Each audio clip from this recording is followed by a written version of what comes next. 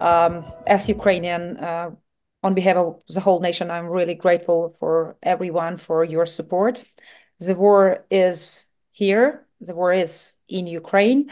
And just last month was pretty tough personally. Very briefly, we'll share because the windows of my apartment in Kyiv was damaged by the blast of a missile which landed just in Arsenalna, that's a city center of Kyiv. So the like six windows from one side in our floor are completely broken, and almost for a year and a half, like a year and a half ago, my husband he volunteered for to serve in Marine Corps, and he got a injury yeah, last autumn, and also last month he needed to have a surgery. He got it in the US due to his injury in there. So I personally feel and experience in different ways the war as many Ukrainians, and we really are very grateful for the whole support we have globally, and we feel it. We appreciate it.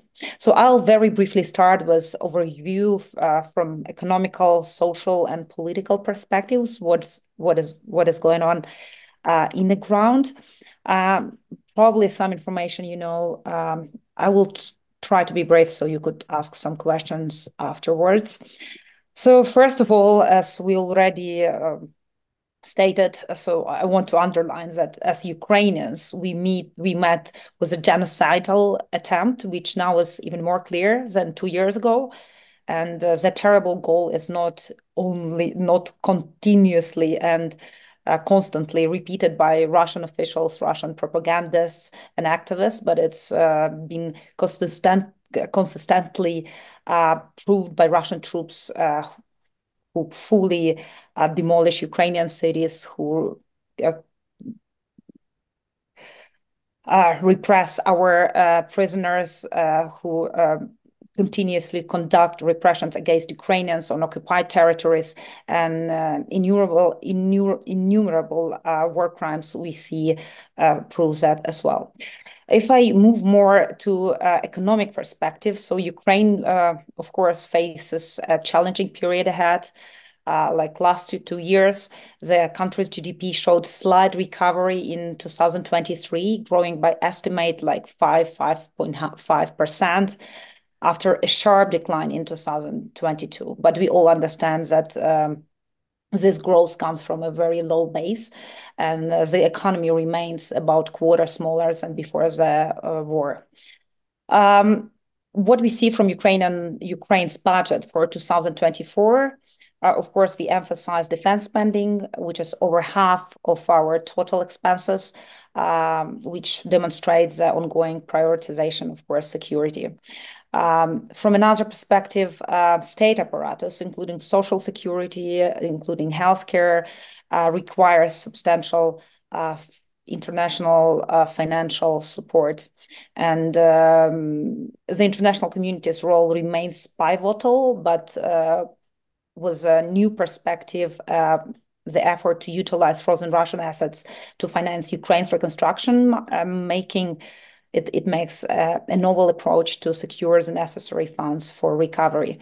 And this Russian frozen assets, which I think is very important for all of us to understand, as we must move forward with this approximately 300 billions of euros of Russian central bank assets, which are frozen despite all the complexity with legal and police and political frameworks. So socially, the situation is challenging as well. From one perspective, we see that society is exhausted. All of us, we are exhausted, burned out a bit. But same time, according to sociological surveys, as well as my personal perception, because we as Aspen Institute, we work with leaders from different areas, and just 2 weeks, probably it was 2 weeks ago, on February 3rd, we gathered 150 top leaders of Ukrainian society for a public forum where we were trying to synchronize and align. We convened like top entrepreneurs, capital holders, as well as ministers, as well as civil society activists and leaders, as well as media representatives, as well as veterans and serving military leaders. So it resonates as well that unity and focus on victory remains. The belief in victory is here, despite all the exhaustions we go through. The basis for the stability in society is horizontal connections and informal organizations support for the army. Just a few last week, the Ukrainian society gathered 323 millions of Ukrainian hryvnias, which equals not that impressive number, 8.5 million US dollars in 36 hours. So the communication was made through United 24 just within Ukrainian society, despite being really poor. And we see it economically, from economic perspective, people are very dedicated to support armed forces. So do everything possible, and it's really inspires. That's how we inspire each other, and that shows us resilience and determination within the victory we fight for. From societal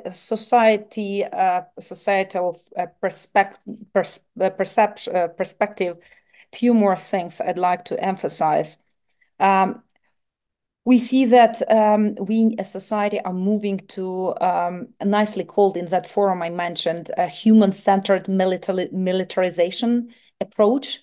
We do, as a society, value human life as core value, the most important value. So, but we also understand that we need to make sure each of us are human centralized, militarized as well. We have almost 5 million Ukrainians abroad. Each Ukrainian matter. That's incredibly important to keep everyone engaged. We see that critical need for social transformation in terms of increasing demand for resilience, as I mentioned, but in personal level and collective level, we need to sustain ourselves as society for a long term. And gladly, more and more people understand that it's not a short run, it's a marathon we are running, and this resilience is essential. One of the challenges we face is a pressing need for reliable and trustful communication, especially between the government and society as a whole. But just recent events when President Zelensky shared about the tragic loss of 31,000 of Ukrainian soldiers, not including those who are missing or those who've been wounded and are not able to fight. But even this moment of sharp honesty make a significant step in bringing the information gap and fostering a deep and authentic dialogue between government and its people. And very briefly, political perspective, how I see it, and that's fascinating to have Tim Snyder here. He analyzed a lot of processes very deeply from historical and anthropological perspective, so it would be interesting to listen to him as well.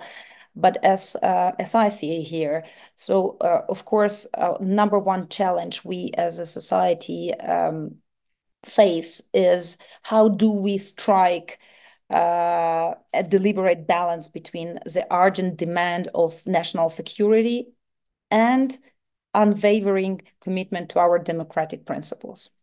Of course, we understand that martial law puts some restrictions of freedoms, but we are in search of the new model. How do we balance that? I cannot stress enough the importance of bolstering the role of our parliament and Verkhovna Rada and our local governments. These bodies have become absolutely crucial during the first stage of war, and they do have trust from the society and community. So their capacity to maintain this trust of our citizens is a cornerstone for this national resilience I mentioned.